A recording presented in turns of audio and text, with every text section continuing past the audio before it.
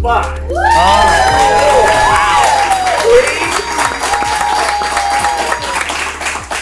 And welcome to TGen Talks, a live edition. We don't do this every month. I'm Karie Dozer. We do a podcast every month, but usually it's just me with a scientist from TGen. Today, we have a live studio audience, which is pretty fun. So thanks for taking part in our little experiment.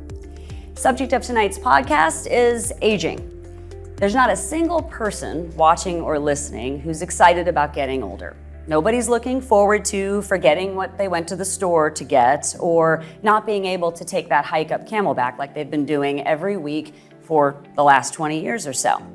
But the truth of the matter is, every single one of us got a day older today, and we will get a day older tomorrow. Those are the facts. Our guests today are going to help us do that the most gracefully that we possibly can. Optimize our aging, if you will. So, this episode of TGen Talks has two live guests in studio with us, Dr. Nick Schork and Dr. Matt Huentelman.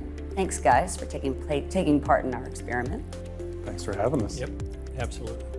You are both TGen researchers who are experts in the field of aging. You more in the physical sense, and you more in the brain or mental sense. If everybody listening could find a path to the fountain of youth, I'm sure you would give them the directions, but obviously we're not there yet. Let's start with you, Nick. Your area of research involves our physical selves, how our bodies age over time. Most of us listening, watching, taking part today, our physical selves peaked years ago.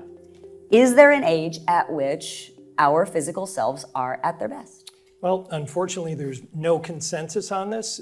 Some people think that aging starts at conception. Other people think it starts at birth. Other people after puberty. Other people midlife. I think where I come from, aging unfortunately starts at conception because there are processes that are kicked off and start that actually start to accumulate damage to the body. So we need to basically take care of ourselves throughout our entire lives. That's pretty discouraging. Nobody's thinking about aging at conception or in their teens or probably in their 20s either. It's true. So what are we supposed to do about it? Well, there's some obvious things to do. I mean, keep fit, to eat right, all these sorts of things. But as you maybe encounter signs of disease, you definitely should take care of them. You know, there's no question. Is our human body, as it exists today, designed to live 80 or 90 years? Because on average, men in the United States live 77 years and women live 81 years. Are we set up for this at this point in time? Again, no consensus, but there is a belief that there is a maximum to the human lifespan. It's around 120 years. And so a lot of efforts and the sort of research I do, and certainly Matt, are really to extend the health span of people rather than the lifespan. So give people as many healthy years as possible if in fact there's an upper limit to human lifespan. Matt, you study the human brain and how it ages over time. Is there an age at which our human brain is at its best? It's a great question, and the answer is somewhat complicated because it really depends on what brain function you're talking about.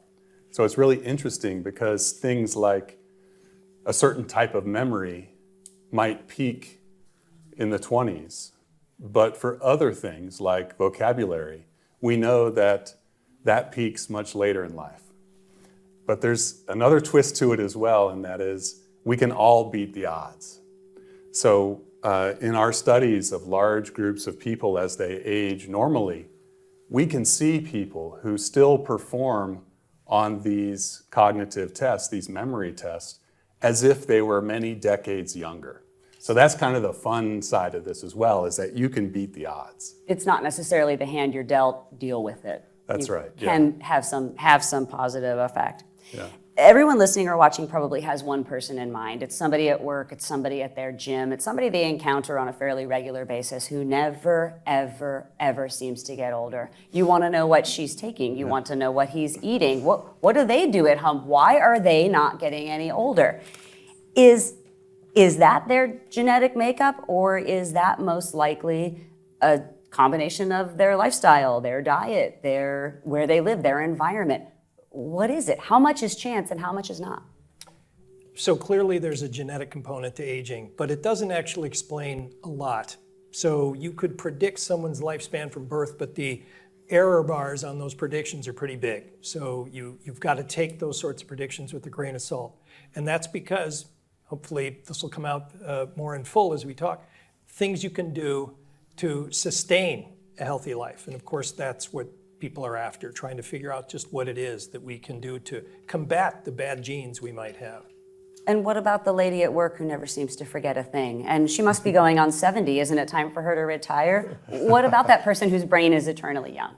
It's the same story. It's not all genetics. So we know very clearly it's a combination of both your lifestyle, your health, your medical factors, and your genetics.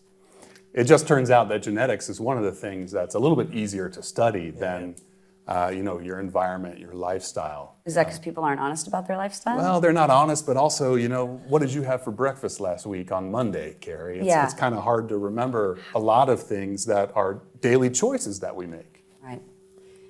Let's talk about the concept of blue zones, these places in the world where people tend to live longer as a group.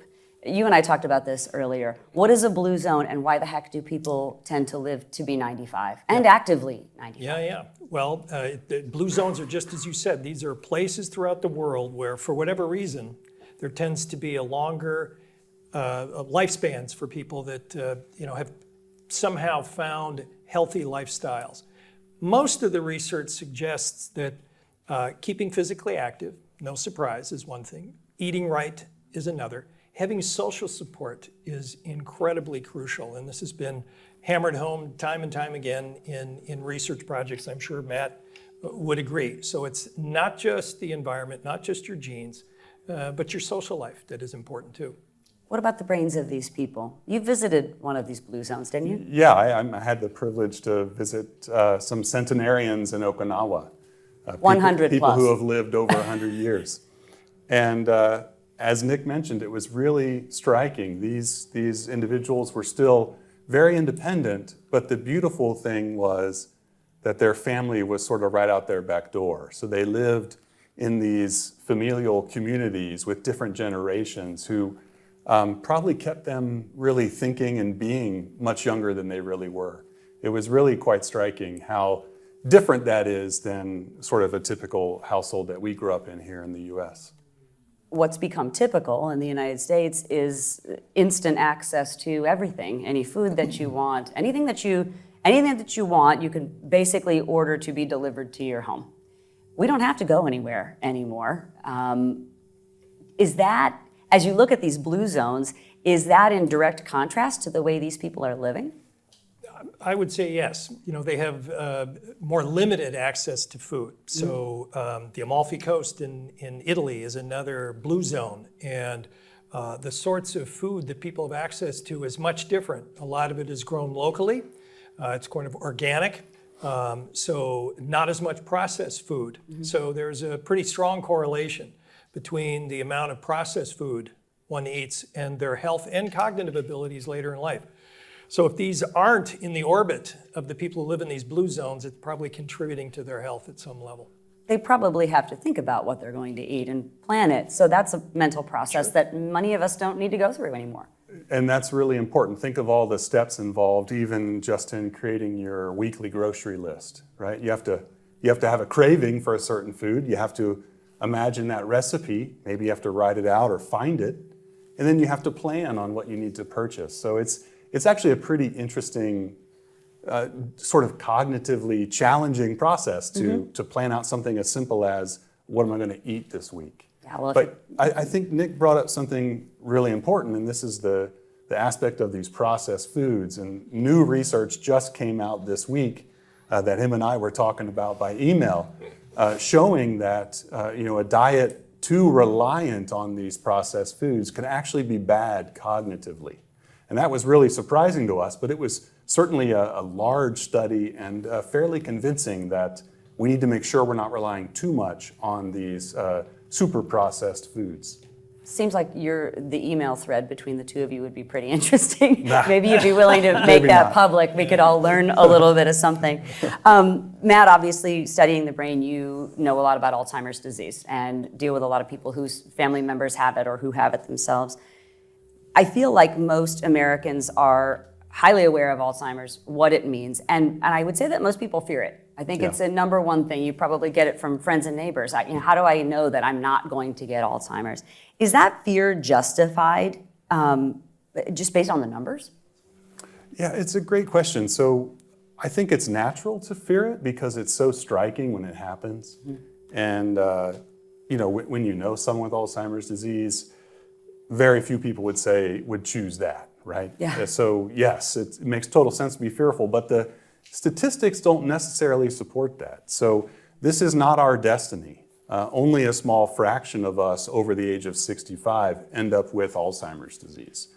Yes, as you start to take slices of the population that are older and older, that risk increases, but it starts out as low as 10 or 11%. So it is not really the predestiny of us as we age. So I would never say the fear is not unfounded, but it certainly shouldn't dominate your thoughts about, well, this is what's going to happen as I get older. What about genetic markers? Obviously now you can screen for a probability. Yeah. Is that reliable data? Is it something that people should do if they have a concern? This is really a personal decision. So we do a pretty good job of using genetics to estimate your risk for Alzheimer's disease, but the key word is risk. So there is not a way for me to look into your future. With exceptions of very rare forms of Alzheimer's disease. We can do that with very rare forms, but the most common form that we're all concerned about, we can't look into your future with absolute certainty. So some people feel empowered by that. They want to know if they have higher risk because they're going to do things. They're going to change maybe their planning, their savings. They're going to change their wills. And some people say, well, I can't do anything about it, so I don't want to know. So that's why I say it's a personal decision. But I also don't think it's not a slam dunk right now. So that's why I wouldn't make a blanket recommendation that this is what you should do. That's why I think it's personal. When someone is diagnosed with Alzheimer's, and it's official, it is an official diagnosis. It's not a question after a certain point in time. Is there a physical ramification of it, or Sure. is it purely a brain disease? No, there's physical manifestations, but just to the point, and I'll share this story with you. So there is a gene, it's called the ApoE gene, one gene that Matt has studied and his colleagues. And there's a change that some people have in that gene which causes them to have greater susceptibility to Alzheimer's. I carry that gene. My mother had Alzheimer's disease, so I have been paying attention to developments in how to prevent and treat Alzheimer's disease. So there's no question this one particular gene change in the ApoE gene, if you have, makes you more susceptible. But as we're talking about, that is not necessarily a guarantee that you're going to develop Alzheimer's. So there's much that one can do. In fact, there's a joke out there that I've used before, and that is, as we age, we rely less on memory and more on memoranda. So I write things down, I take steps to make sure that I've got things coordinated, and wish I had done more of this with my mother to sort of get her to kind of be more active in preparing her day and taking part, to sort of get her more involved in thinking about things. Yeah. So what about those physical ramifications? Aside from not remembering a basic thing like how to drive or where you live or getting lost in your own neighborhood, what are those physical ramifications? So it's interesting. With the ApoE gene, there's probably not as many physical kind of correlations as there are with the more cognitive deficits. But there are other genetic factors which clearly contribute to both cognitive decline in age and kind of physical decline in age.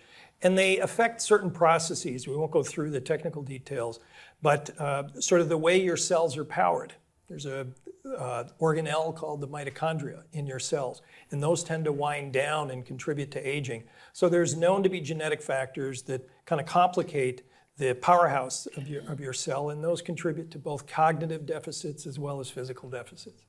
What can the average person, not having any knowledge of their genetic risk for Alzheimer's, what can that average person do to put themselves at ease and know that they're doing whatever they can to either prevent it or prevent the symptoms of it? Because as we age, a lot of people experience different kinds of dementia. It doesn't have to be Alzheimer's. But what is it that we can do to our brains now and every day until we get to be 90, hopefully, to help keep that from happening? get this question a lot, Karie, and I think it's one of those that drives our current research as well. So what can you do? There's a long list of things that we know have scientific evidence to support brain health. The interesting thing for the audience is that most of those are also supportive of body health. So good for your body, good for your brain. Things like eating well, eating a balanced diet, eating a healthy diet, getting the necessary sleep that you need each night. Some people it's 7 hours, others it's 9. Find out what you need and don't skimp on your sleep. Exercise, both strength training and aerobic exercise. And another big one is socialization. Get out there, do things. Come to an event like this, meet new people, hear new things. That's just 4 on the list, okay? The list gets really long. So I think what the problem is, that list gets too long. It gets daunting. I don't have time for it all. Right. Some people say, well, I want to do all those every day because I want to really help my brain, so I'm going to do all the things on the list. And that's just too difficult. There's not enough time. So one of the things that Nick and I are trying to do together is to understand how we can prioritize this list for an individual person. Yep. So for you, if you only had an hour, what should you do? Should you focus on cooking the best food? Should you focus on exercise? Should you focus on socialization? We don't know that answer just yet. That's why our list is so long. So we want to find out a way to recommend prioritized things to each person individually. What should you do now that has the biggest bang for your buck, biggest bang for your investment of time? Is there any truth to the idea or merit to the idea that what it is that you want to go do? I'll just say personally, in our family, I would be the one to go to the gym, whereas our daughter would sit and do a crossword puzzle if you give us 1 hour, right? Now she's going to get help, right? Yeah. She's going to ask everybody in the family for answers. But this is how we do crossword puzzles. Yeah. So those are the two things that feed us. Is there any merit to the idea that that might be what we're supposed to do based on our genetic makeup? I think yes, and in fact, echo what Matt said. There's some truth to the fact that these kind of preventive strategies should be personalized.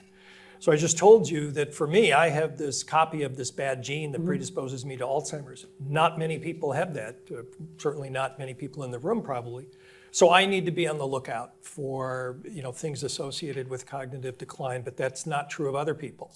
Physically, I'm doing fine. My family, for whatever reason, seems to be blessed with good physical genes. So we're all kind of fit, can handle stressors of one sort or another. So for me, it's more cognitive impairments and less on the physical side. But you can imagine the opposite for somebody else. Might you be in the right line of work for somebody who has this genetic makeup? Well, people typically choose professions that have something, to do with, Sure. their own personal But you had no lives. idea when you no chose idea this long when I ago. chose this, right. We've all heard the phrase use it or lose it. I'm sure that there's truth to that mantra, both physically and mentally. How do we, as we age, we probably fall into some comfortable patterns, right? We do things that might be easier. How do we, as Americans who live in a country with access to everything, an abundance of everything, how do we continue to find things that challenge us? Because as we were talking about before we started this, we could watch Netflix all day, every day. We could entertain ourselves endlessly. How do we find the good work to do to keep our brains working? Yeah, I think it's really important, but I don't know that I have the perfect answer. I think that's another one of these personalized things.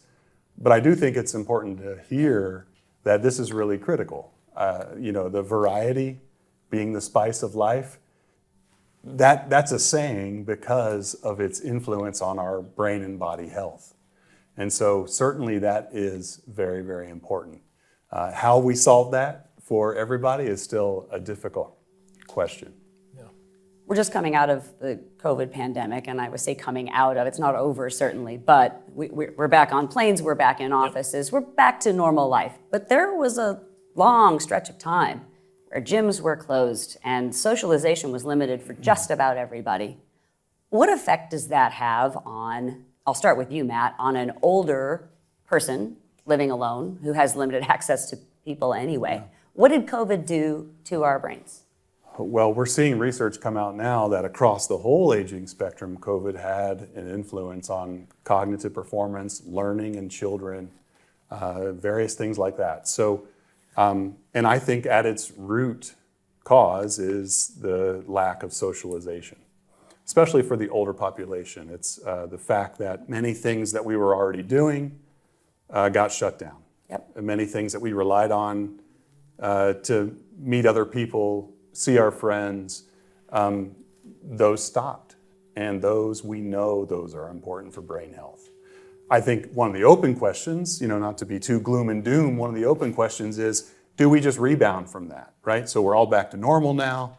We're having fun tonight, hanging out together. Do we rebound from that and do we recover? Or is it a long-lasting effect? Is there some lasting influence? Yeah. My gym closed. My favorite place to go work out in the morning closed. Won't ever reopen. That's gone. If people wanted to find a way to exercise, they did. But what did COVID do to our physical selves? Yeah, well, It set us back a couple centuries? It definitely did, sadly. People took up, poor eating habits, did all sorts of other things that really contributed to kind of physical decline. But there's another factor we should really think seriously about that contributes to aging. We had mentioned, bad diets. We mentioned the need to exercise. We mentioned sleep. There's also trying to avoid stress. Which is not easy, especially in times like COVID, right, where there was nothing if not stress people were associated with. Schools being shut down, jobs being uncertain, this kind of apocalyptic vision of things. There was nothing if not stress.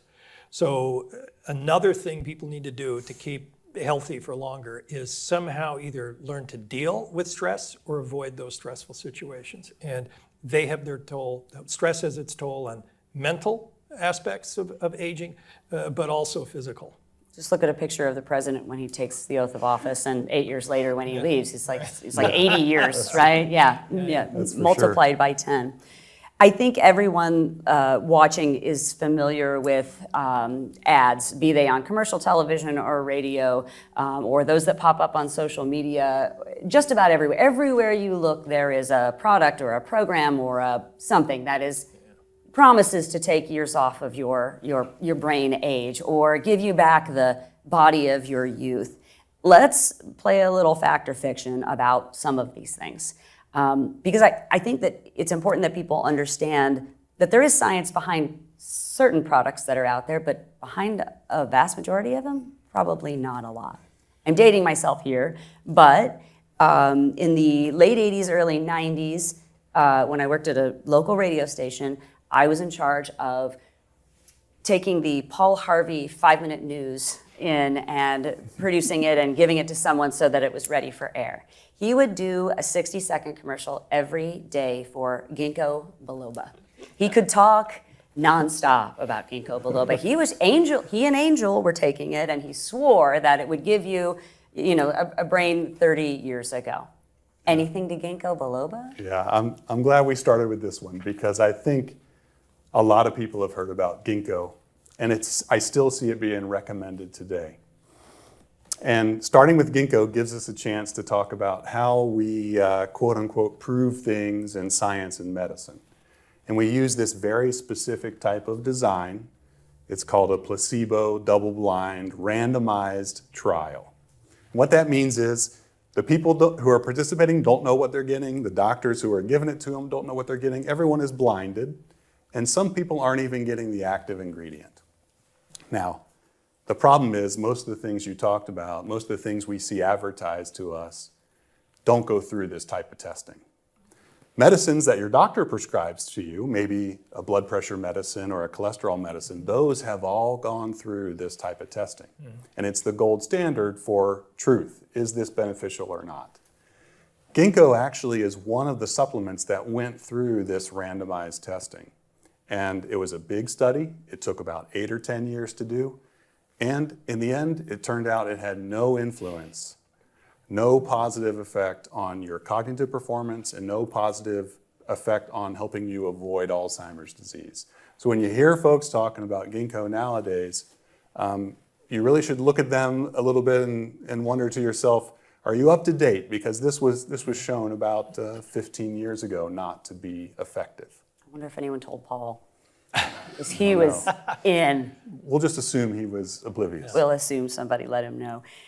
When I Google Alzheimer's prevention, I get a lot of combinations of medicines, supplements, take this, take that. The one that I most commonly see is vitamin C and vitamin E. Take massive quantities of them to prevent. What is the idea behind that, and is there any medical truth to it? So one of the ideas behind it is there are certain nutrients, like vitamin C, that are known to be essential to the body. And all that means is your body doesn't make them, so you depend critically on external sources. Vitamin C, oranges, other sorts of foods that have vitamin C. So the real obvious argument to make is, well, if you're depriving the body of something that it needs by not eating these foods that provide the external sources, of course your body is not going to do well. Unfortunately, the links between essential nutrients like vitamin C and diseases has not been subjected to the sorts of tests Matt was describing to prove unequivocally. How could you? You'd need to track people a long time. There's any number of these nutrients that you'd have to test. I mean, no one has the money, the time, or the energy to test them all. So unfortunately, people are making claims about the utility or the benefits of these nutrients and vitamins and whatnot without much substance behind them. Now, in this context, I'll tell you one thing. There are a number of kind of initiatives, many sponsored by the government, to convene panels to discuss what kind of evidence it would take to convince the average person that something is working. Like if you wanted to do the study, would it be the RCT, the randomized controlled trial of the type Matt described? Would it be something else? Is there a more efficient substitute that doesn't have to take 20 years to figure out? So these panels are trying to come to grips with the very sorts of issues that you're describing. There's all the stuff out there. A lot of it is misinformation. Some of it, quite frankly, is disinformation, like pretending that something works, knowing that it doesn't work. So there are, again, panels out there, groups convened to sort of combat this stuff through science. I'm on one of these panels. Matt, if he's not on one of the panels, will be on one of the panels. Should be on one of those panels for sure. Yeah. So, yeah. Most commonly, I will read a following a claim like taking C and E. They will say the brains of people who were diagnosed with Alzheimer's were shown to be deficient in C and E. Yeah. And that's purported to be the reasoning or the proof, so to speak. And that really doesn't prove anything, does it? Well, it might be the case, but that doesn't mean there's sort of a cause effect there. So there are many things that you can find that might be out of whack in someone's brain, but that doesn't necessarily mean that they're the causes for, say, the cognitive deficits they have. So you have to be careful with these things. And fortunately, with colleagues like Matt and other colleagues at TGen, we're putting the thinking caps on how we can kind of correct the record for a lot of these things. And it's one of the things that's really interesting about Alzheimer's disease is that it takes, for our best estimates, 15 to 20 years to fully develop. So the day that you start to experience cognitive problems that influence your daily life, You've had it for a while. you've had it for a while. And so we have a very poor understanding of what was going on 20 years ago. And that's where we're trying to push the science now, understand those early steps, because we think that might be some of the clues of what to treat, what to get in there and treat. So the point is, when you look at a brain at death, you can see a lot of things are lower or even higher. And it's really hard to put those into sequence, which came first. Right. I got an ad on Instagram the other day for something called Active H2. I wish I could play the ad, it's great. The pitch is that there are 2 tablets that the salesman dropped into a glass of water, and he said, "This is molecular hydrogen infused in drinking water with a breakthrough open glass formula." And it fizzes just like an Alka-Seltzer. And his claim is that it will infuse your water with molecular hydrogen gas. It's very small, and it will get into all areas of the body and basically cure whatever it is that's going on. Is there any reason to believe a claim like this that finds you on social media? I would say without knowing what they're basing it on, I would be very skeptical. Most of these sorts of claims should be backed by hard science. And if you see an advertisement in a magazine, there's usually in the fine print, This has not been something that tested mentions- on humans. Right. Yeah. And if you see that, I think you should run. If there are references, then you could ask someone, Matt, myself, anyone, scientific friend or whatever, is this legitimate? Because there is a lot of hype out there that there's just no scientific basis for it. Do you guys get really tired of answering questions from your friends and your neighbors about what they should be doing? No, because I learn about new things all the time. You know, I'm interested in the Alka-Seltzer drink. I'll send you the ad. I'll send that along. Bottom line, it sounds like all of your advice, I won't even call them tips because they're not products, it's just ways to live. All of this is free. All of the things that you're talking about, obviously a good diet might cost a little bit more and it's not very convenient. But these aren't supplements, these aren't programs, this isn't anything extra. This is all something that really should cost nothing. Yeah, well, they cost time and effort, though, and I think that isn't necessarily free. You have to actually make a choice. And I feel like that's difficult for us as humans, right? Like you said, we can all sit at home and I can order anything I want. Yeah, binge on the newest Netflix show and order anything we want to our doorstep. So I think that's perhaps one of the things that we struggle with is actually making that choice. So, you know, yeah, they are free, but I think there's still a little bit of activation energy, as we would say in the science world, you know, to get over that hump. Yep. So not to put a dollar sign on it, but January headline reads something like this. Jeff Bezos wants to never get old, invests in anti-aging company. The number is $3 billion in a company that has some legit pharmaceutical executives and physicians. This isn't a lark. $3 billion. It's obviously a huge investment, and he's not the only one doing it. How big a number is that as far as medical research is concerned? Because it sounds giant to me. But I'll ask each of you, Nick first, if you had $3 billion to invest in something, where would you start? Yeah, it's a great question, and I wish I did have $3 billion to invest in this area. I would probably spread the wealth a little bit in terms of identifying things that might shed light on how we could lead healthier lives. With companies like Altos Labs, the Bezos lab, and Calico, which is the Google equivalent to Altos, has their own $3 billion budget. They're focusing on one or another things, and I think from my perspective, that might be limiting because we know there are multiple things. We just went through a bunch that contribute to kind of healthy aging. And so I would, again, take multiple shots on goal, probably not confine attention to any one. I think that'd be pretty much what I'd argue. I don't know. Yeah, $3 billion. $3 billion. Where are you going? First, that $3 billion number is greater than what the federal government funds on a yearly basis for research in this Everything. area. Yeah, so that's a big number, but it's deserved. This topic needs this attention.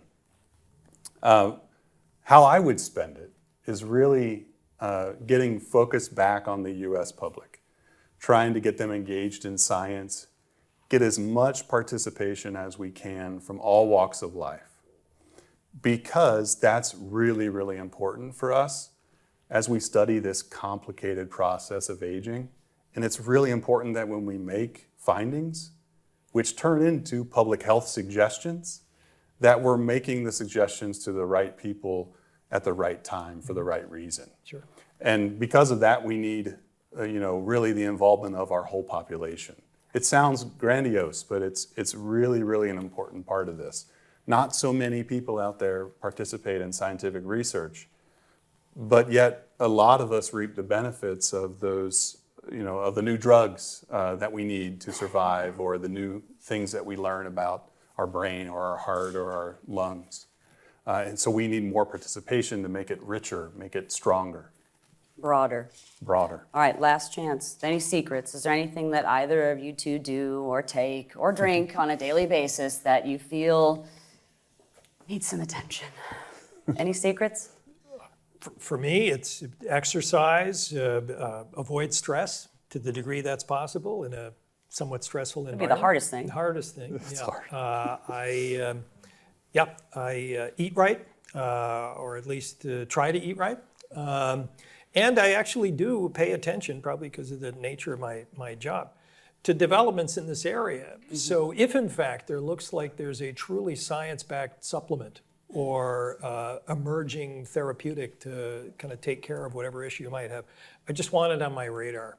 So I think, to Matt's point about kind of getting people engaged, part of that is going to have to involve exposure, just letting people know what the truth is in certain areas, and it's crucial. So I try to stay abreast of that stuff, as a consumer of these products, not just as a scientist. When you find it, call me. Yeah. Matt, anything?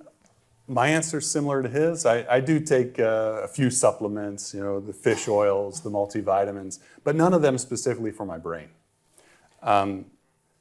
What I find that I need to do to myself is gets back to my point I was making earlier, which is I push myself to do things I'm not comfortable doing. Right? This is not something I would choose to do tonight.